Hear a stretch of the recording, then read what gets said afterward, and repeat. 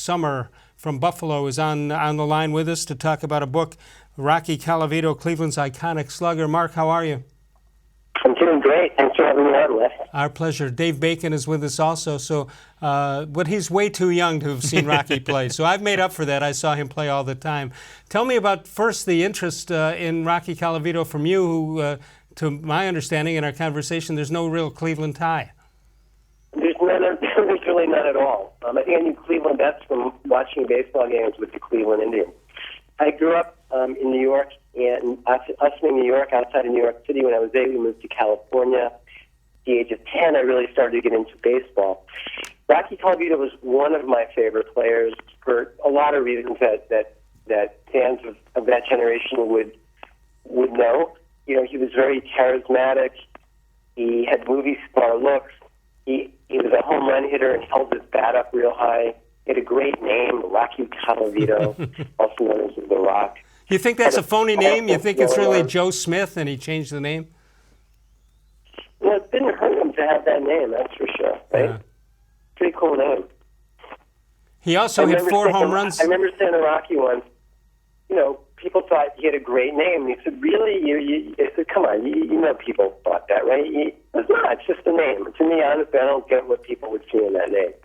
Well, he also hit 4 home runs in a row in a game in Baltimore. Ernie Johnson Sr. was one of the pitchers who gave up one. Of course, his son, Ernie Johnson Jr., everybody knows him from TNT. But then you've got 1959, and I mentioned earlier it's the team I enjoyed the most growing up.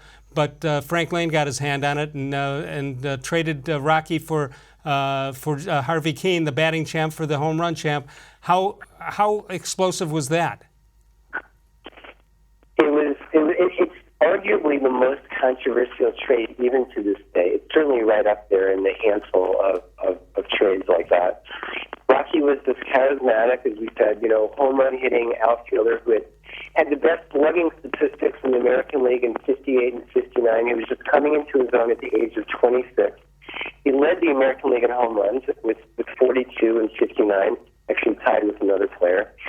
The team itself had been suffering at the turnstiles and in the standings. They finished second in 59, and attendance went up some 834,000. Unless you might remember that there was talk at that time that the team could even move because of dwindling attendance. So Rocky was at 26, just entering the peak of his playing ability, and then Frank Lane trades him to Detroit for a singles-hitting, pretty non-charismatic but very good ball player named Harvey Keene.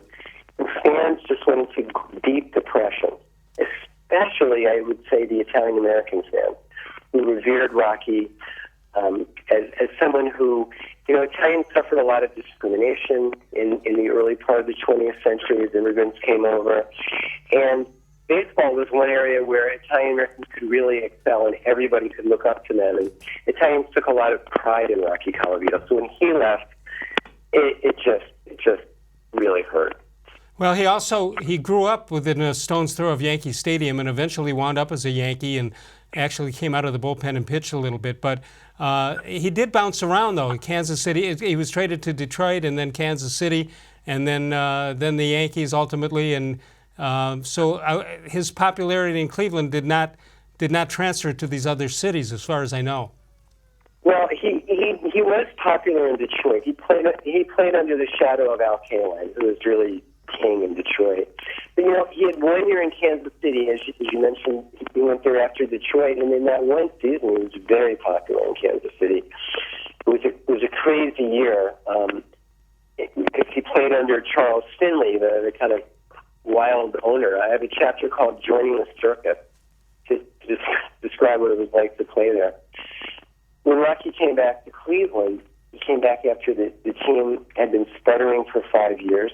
They were then in that 34-year period of futility that was later coined the curse of Colavito. Attendance had been plummeting consistently. So when Rocky came back, Gabe Paul, Frank Lane's successor as the general manager, actually said that Rocky was being brought back to save the franchise. They gave up a lot for him. The Indians gave up Tommy John, who was having a Hall of Fame worthy career, and they gave up Tommy Agee, who would be the American League Rookie of the Year. But they needed Colavito back, and it reversed the decline in attendance dramatically. People started coming, and talk of moving the team, which had resurfaced, came to a halt when Colavito was back on the team. He led the American League in RBIs that year, and it looked like the storybook ending was going to happen, but as we know, it didn't. All right, so for a guy who was that popular, the Indians and Rocky over the years had an on and off relationship, but it's back on now. And what is he, 86 now? He's going to be on August 10th. All right, so he's going to be here on July 5th at the State Theater. Tell us about that event. Sure. It seemed like a great time with the book coming out to bring Rocky back to Cleveland during All-Star Week. After all, he was an All-Star 6 times, played in 9 All-Star games, hit 3 All-Star game home runs. He does not come to Cleveland that often. You know, he's gotten, as an older person, traveling is difficult. He's very fond of Cleveland, but he just doesn't travel that much, certainly this distance. So we're having a special night with Rocky to celebrate his career. It's a chance for him to tell stories, to talk about some of the highlights of his career. I'm sure the trade will come up, the purse will come up. Bob DiBiasio, who is the Cleveland Indians Senior VP for Public Affairs, and has had an important role in Rocky's relationship with the Indians in recent years. He's going to be there to talk to Rocky.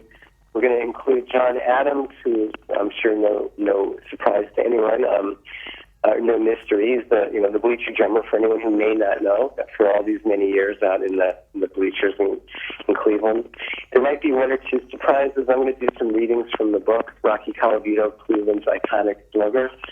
So, and there'll also be a chance for people to ask questions of Rocky. It really promises to be a very, very special night, kind of a one-of-a-kind event. I don't know how many times Rocky's going to be in Cleveland, but it's certainly a rare opportunity to see Rocky. Yeah. I also want to mention a special thanks to our lead sponsor, Sugar-Ale, if I may, and thanks to the Italian Sons and Daughters of America, the Baseball Heritage Museum, and the support of the Cleveland Indians to help make this possible. Talking to Mark-Sommer, Dave, you have any questions for Mark? Just a name that synonymous with the Indians of the 50s and into the 60s. The question is, he's an iconic figure in Cleveland, as you mentioned with the book. But what do the people who follow Major League Baseball statistically and personality-wise, is he on anybody's real radar at this point? Well, it's hard to say. He has not been in the spotlight for a while. And so when that happens, you tend to recede from conversation and debate. And an issue that comes up with Rocky is, especially among his supporters, is why isn't he in the Hall of Fame? He averaged 33 home runs and 102 RBIs in his career per season. When he retired, he had the 3rd most home runs for a right-handed American League batter in history. Those are pretty lofty statistics. Between 58 and 62, playing at a time when there were stars like Mickey Mantle and Willie Mays and Hank Aaron and Harmon Killebrew and Frank Robinson, Rocky hit more home runs in that 5-year period than any of them. Wow. So there's a lot of argument that Rocky's statistics as a power hitter in the era that he played in are right up there with many of the greats, and makes him very deserving to be in the Hall of Fame. Yeah. When you say 30, got it noticed at the time when it happened, when the voting occurred in the mid-'70s. But there are fans who, you mentioned the statue issue earlier, and there are fans who think he should have a statue, and there are fans who think he should be in the Hall of Fame. All right, when you say 32 home runs, that doesn't sound a lot in today's day and age, but that certainly was a lot in the 50s. Mark,